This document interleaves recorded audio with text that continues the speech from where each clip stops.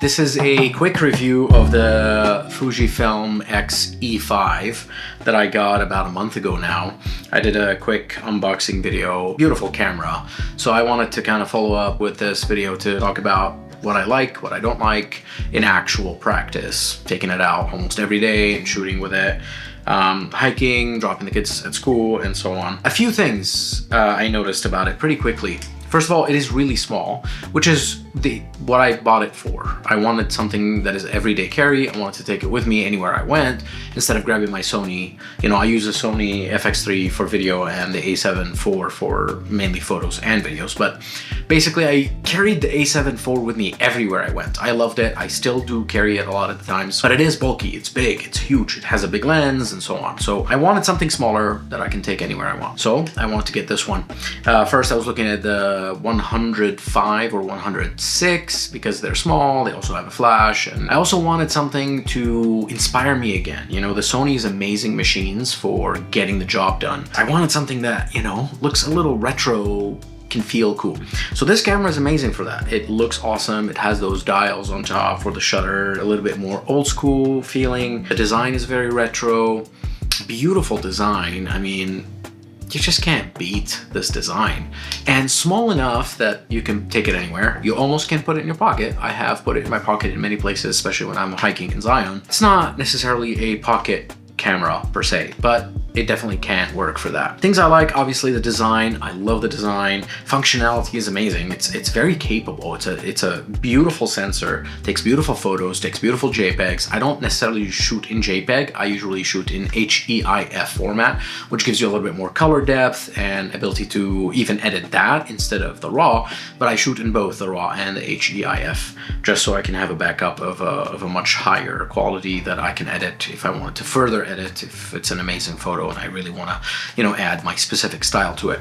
The film simulations are awesome. I dabbled with them for the first time using this Fuji. This is my first Fuji ever. I love them. They look great out of camera, you know, make things a little, you know, easy and just boom, quick. Film dial is really cool. It lets you kind of, depending on the scene, check the different ones you have in there that you saved, what works better for that scene. I'm not going to go over a lot of the specific details of the camera and the settings and so on, because you can look that up. I can make another video for that, but this is overall like a hands-on review of how was this useful? Did I really like using it in the day-to-day? If somebody's considering buying it, is this a worth it camera to buy? Because it is still expensive. It's about $2,000 with the lens. I elected to get the 35 equivalent, which is I believe the 23 millimeter.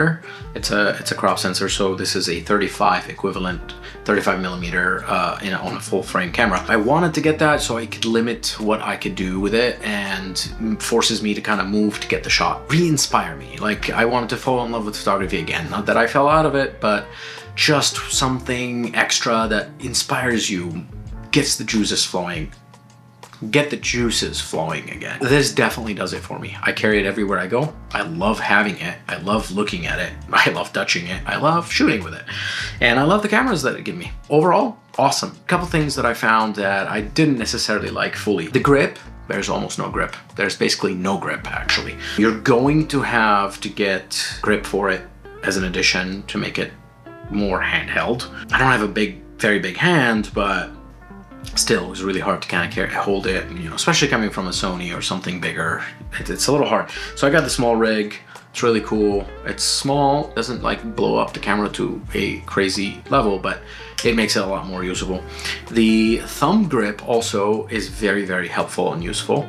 That, in addition to the grip, makes it a lot more easy to hold. Now, this isn't still a one-hand operation camera type thing. With the grip and the thumb grip, you can hold it with one hand and shoot if you want to, but still, to focus, to press certain buttons, it makes it hard still. So it's not like the Sony A7 IV is truly a one-handed, you know, operation sometimes. Like, even when I'm shooting a wedding or shooting a corporate event, if I have to carry it with one hand and kind of, you know, go horizontal, vertical, I don't have to hold it with the other hand unless I'm like trying to zoom or something. But otherwise, this isn't necessarily that, but it can be, but it's not as ergonomically situated for that, if that makes any sense. The other thing that kind of blew my mind, this is a design thing.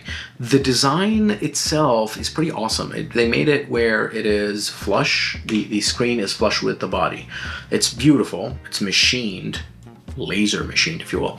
But the thing is, when you open the screen, it catches on that ledge, which makes it feel like it's about to break the glass or damage the screen or potentially ruin the edge over there. So I don't know, and I don't know if you can really see that here very well, but when I do that and open it, it just feels like it touches on that ledge at first and kind of, yeah, I don't know if you can see it very well, but I don't know if anyone else had the same issue. It's a nice screen. I usually just avoid opening it altogether. You could still open it, obviously, if you're just careful with it, but it does feel like it's gonna break it. So it makes me a little nervous when I do it. Other than those two things, really, maybe the focus, speed potentially. This is more different than, you know, using a Sony camera that is like a beast in business mode. Can you use this professionally?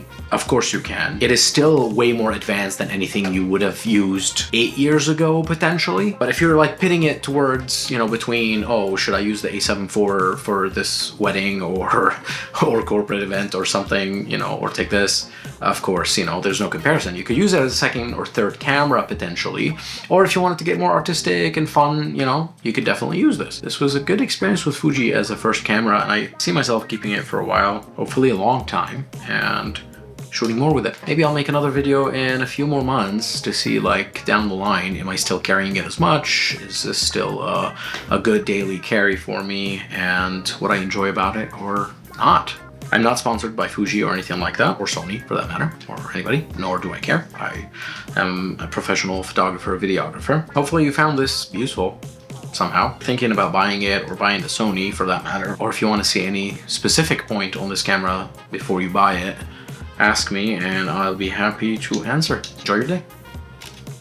Has a nice shutter sound.